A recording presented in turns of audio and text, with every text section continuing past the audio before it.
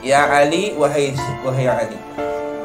Walisyaqi, dan bagi orang yang celaka, syaqi, celaka.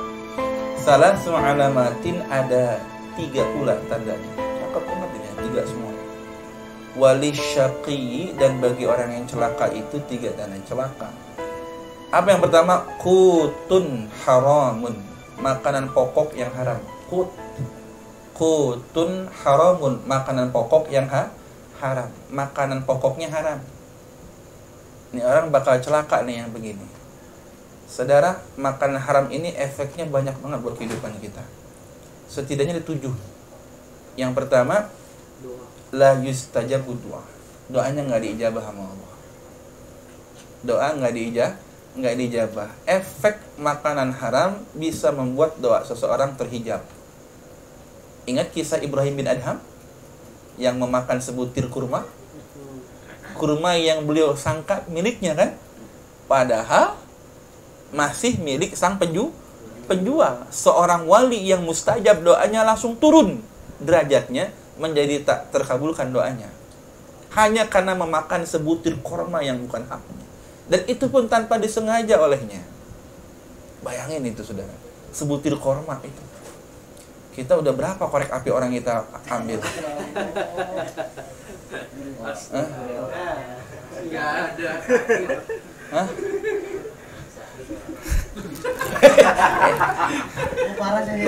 Tolong jaga kode etik, dijaga kode etik.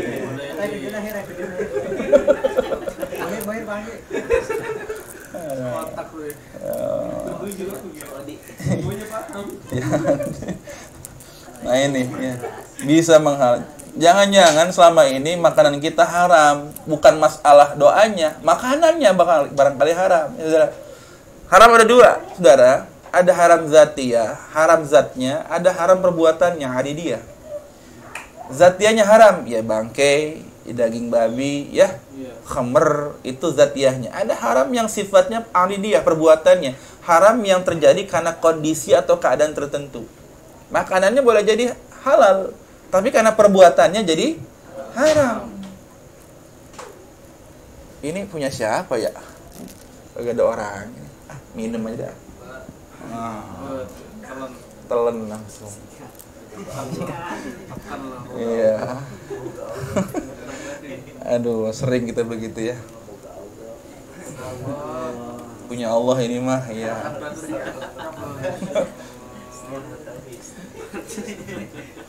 Boro-boro kita pakai Syekh Nawawi ya.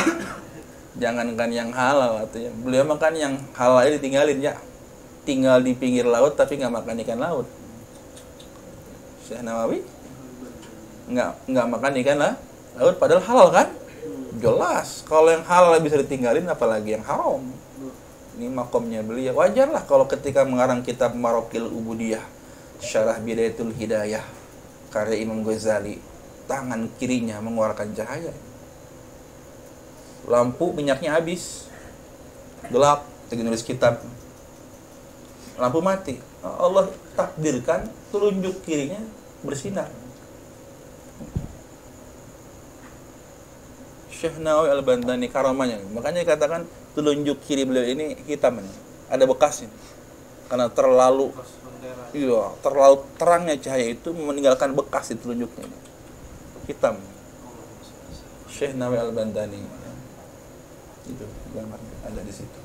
Paling pojok kiri, paling nomor 1. Konon kitab yang dikarang itu kitab Marokil Ubudiyah, Syarah Bidayatul Hidayah, yang kita baca di Masjid Al-Akmal sebulan sekali. Yang kemarin itu, Sir? Iya. Itu karamahnya. Masya Allah. Itu wajar. Kenapa? Yang jangankan yang haram, yang halal ditinggal, saudara. Ya, jadi yang masuk ke dalam perut itu ngaruh banget sama kehidupan kita. Ya, makanan itu berpengaruh kepada kualitas ibadah, kualitas kedekatan seseorang dengan Allah Subhanahu wa taala. Nah ini. Yang kedua, ifsadul qalbi wal aqli. Makanan haram itu bisa merusak akal dan pikiran. Kok bisa? Bisa. Makanan yang haram, setiap makanan yang kita makan itu pasti menimbulkan energi. Kalau energi dari makanan yang haram maka pasti energi yang dihasilkan adalah energi yang negatif. Betul nggak? Kalau energinya negatif, maka tentu pikirannya, akalnya, hatinya akan selalu cenderung kepada hal-hal negatif. Kenapa? Karena energi yang dihasilkan dari barang yang haram. Makanya wajar kalau orang yang makan haram mulu mah bawaannya negatif mulu hidupnya. Perbuatannya negatif, pikirannya negatif. Kenapa? Energi yang dihasilkan dari makanan yang dikonsumsinya adalah makanan yang haram, saudaraku sekalian. Nah ini. Na'udzubillah min zalik. Jaga baik-baik. Yang ketiga bisa menyebabkan amal kita tertolak. Pernah ada sahabat yang minta sama Nabi supaya dijadikan orang yang diterima amalnya. Apa jawab Nabi? Perbaiki makananmu. Beliau mintanya supaya jadi orang yang diterima amalnya. Tapi kata Nabi, jawab Nabi apa? Perbaiki makananmu. Logisnya, apa hubungannya diterima amal dengan memperbaiki makanan?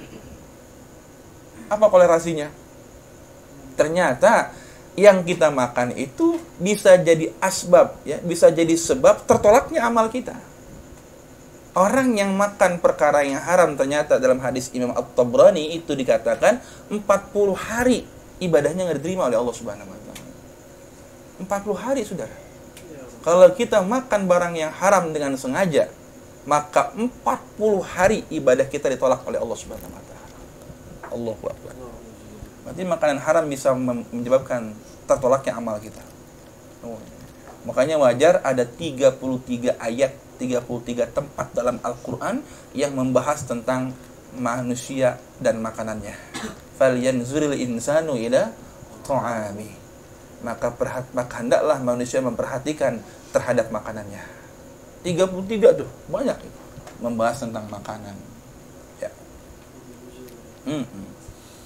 Dan banyaklah semuanya, masih banyak sekali hal-hal yang dampak negatif yang ditimbulkan oleh makanan yang haram. Jadi orang yang celaka, ciri pertamanya adalah dia makanannya haram.